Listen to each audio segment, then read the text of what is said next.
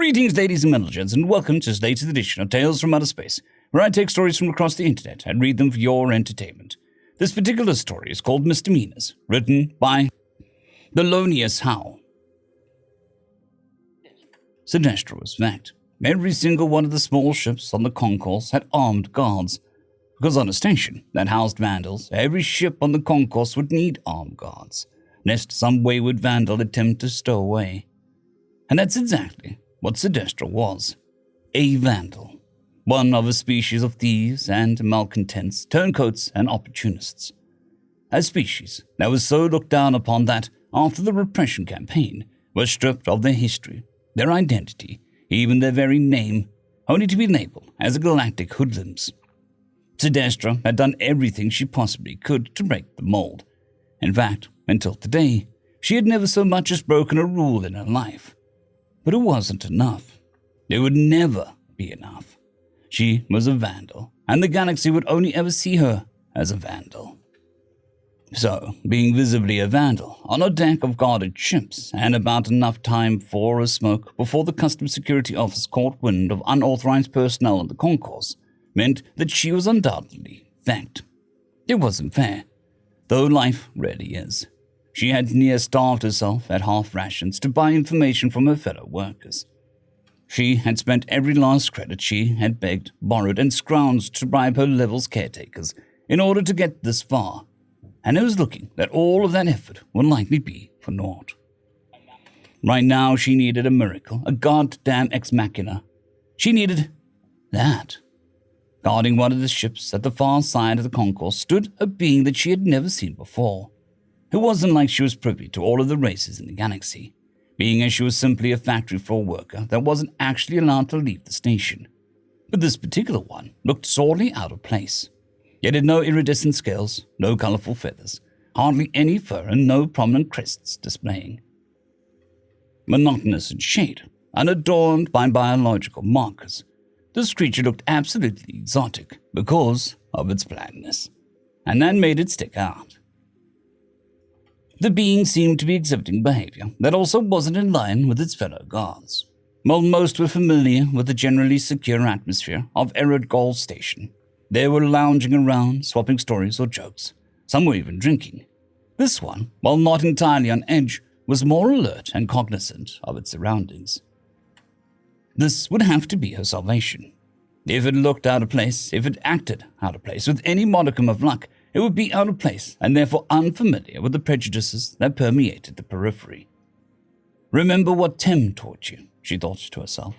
Walk with purpose. Don't stop and gawk. It'll be too obvious. Don't dart trying to keep cover. It'll be too conspicuous. Walk like you belong here. It may just buy you some extra time. She strode exposed in the open onto the concourse, one foot in front of the other, subconsciously wondering if she was trembling as much as externally as she was internally. Not that it really mattered, though. She had a possible means of escape. She focused solely on the entity and the ship it was guarding. By now, some of the others milling about had undoubtedly noticed her presence, and she could feel the cold, hard glare driving into her skull. She could see in her peripheral vision how the guards become more alert, moving closer to weapons or simply staring her down. She did everything in her power to ignore the hushed whispers and avert insults that were directed towards her, lest they fully break the crumbling facade that she was putting on. As she approached the ship, the being's attention snapped towards her, though one of its two hands snapped to the pistol that adorned its hip. Something entirely unexpected happened. In a friendly, chipper tone, it asked, "Can I help you?" Those words that she had understood, the fact that it was speaking to her like a person and it hadn't spat on her as of yet, meant that there may be a chance. "Help, please, yes." Her common was jarring and broken after all. Why bother teaching a vandal common? It's not like they were able to freely ply the stars as most, or intermingle with the myriad of other that inhabited the great void. She knew enough to take orders for her job and to get swore at, but that was about the extent of it. "Right, I'll do what I can, but I can't guarantee much. What you need." Sinestro didn't understand about half the words the being spoke. She closed her eyes tight as she repeated what she had practiced. "Help, please, Run. Wait, you want me to run, or do you need help running? Or do you need help running something? I don't think I understand. The being in front of her cocked its head as it looked for clarification. Help. Please. Run. The repeated phrase was all that she could think to say, as her mind began treading a dangerous line between hope and fear. A small commotion caught both of their attention. Sidestra's stomach dropped as she saw a group of customs/security officers making their way down the concourse, checking identification cards of those lingering around the ships. The being turned back towards her, raising an eyebrow and flicking a snap on the holster of its sidearm. Help running, huh? No bad. We'll tell. No lie. Promise. She was beginning to panic. To have gotten this far, only to be waylaid by a communications barrier and a simple misunderstanding that her crime was the unfortunate circumstance of simply being born, would be downright calamitous. This statement seemed to relax the being slightly, as its hand moved away from the grip of its sidearm. Can work hard. Her eyes pleading with the being. She needed out, by any means necessary. And so, in an act of desperation, she offered the only thing she had left, the one thing that she had managed to avoid in a life of indentured servitude. Her gaze cast to the floor. Can do other, she added softly. The being recoiled a step at her offering. Jesus Christ, dude, no. It took a deep breath in and narrowed its eyes towards her, its pupils running up and down her under a furrowed brow as if to thoroughly analyze every facet of her being. It was searching for something. Its gaze seemed to penetrate her soul. Was it looking for malice? Sidestra held none. Resentment? While she certainly hadn't been pleased with her situation, she wasn't letting it weigh her down. Sidestra remained reticent while it executed its silent dissection of her soul.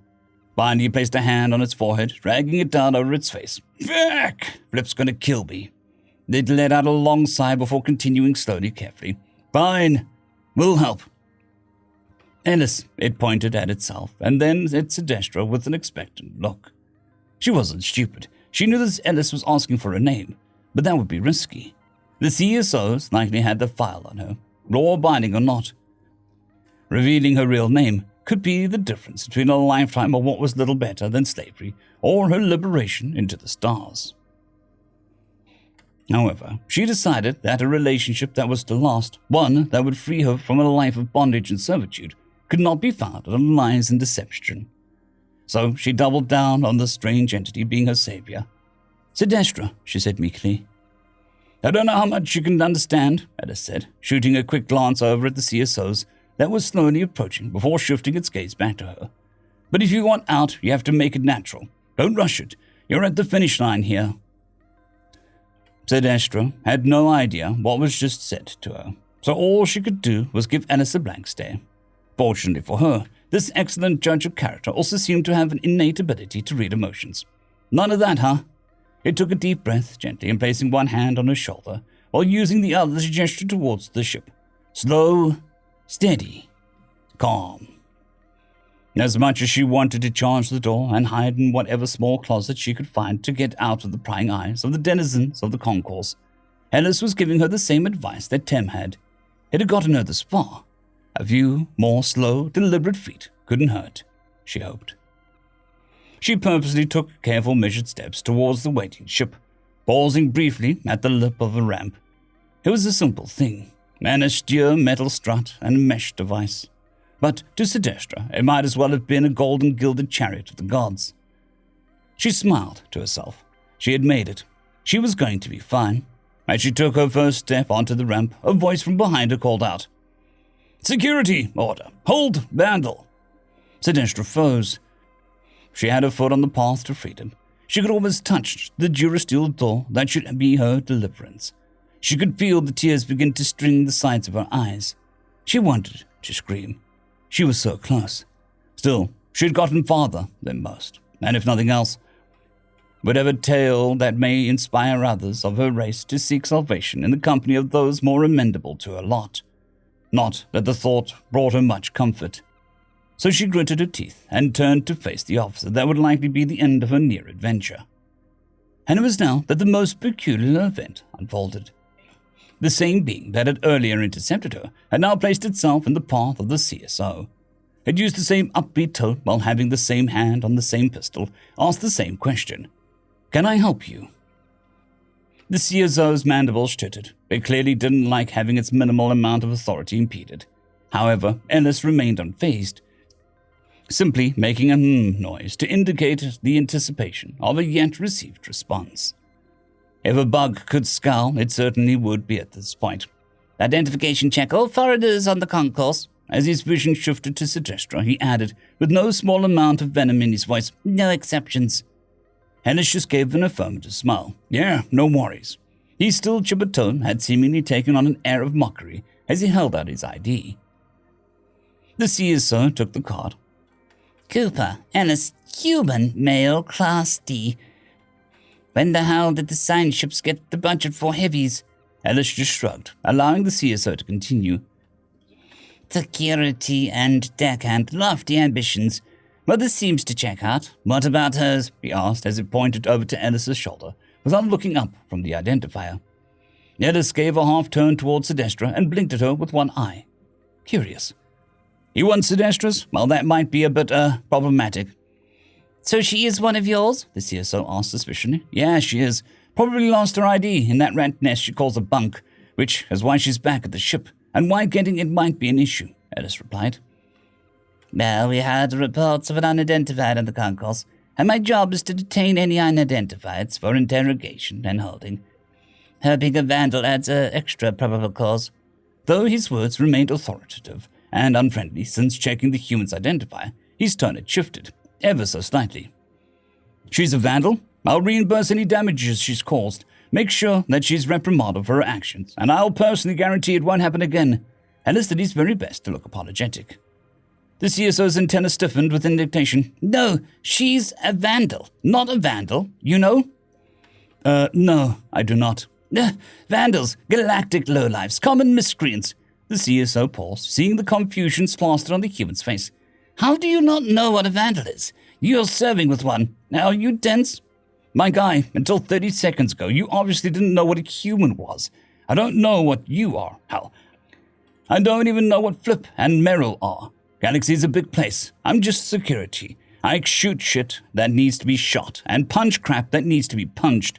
I keep my head down and don't ask questions." "Who?" the CSO asked. Ellis just tossed a finger at the ship in response. The CSO brought up the ship's registry. Flip, Merrill, a Leuven-bonded pair, proprietors of the lofty ambitions, Class A Xenobiology, Class A Xenobotany, Class B Linguistics, Class A fracking brain cases. "Watch it, they're my fracking brain cases," Ellis cut him off, louder than was strictly necessary.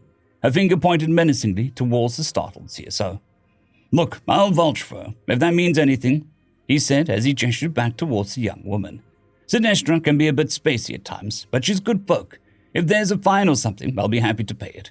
If you really have to take her in, though..." His fingers were now rhythmically tapping the side of his pistol. The CSO leaned to one side to look past the being that was standing between Sedestra and some serious time in isolation, and was likely considering his options. If this was a runaway vandal, she'd be thrown in solitary, and he'd be rewarded with a good job from his command. If she was a Starship crew member, it would be a lawsuit and a loss of his pension. On top of that, between her and himself stood a high-grav heavyweight that had seemed to take exception to his existence, with a hand on a pistol. In the end, the risks outweighed the rewards, so he just shook his head. "Nah, it's not worth the paperwork. Just do me a favor. If she finds her ID or not, just keep her on the ship for the rest of your stay, yeah? I don't need vandals running wild at my station." "It's a bad look." Ellis let out a short chuckle. "Yeah, I don't think that'll be a problem at all." The CSO motioned to his squad as they moved away from the ship. Ellis turned to Sedestra and gave a quick nod as he threw up one of his thumbs.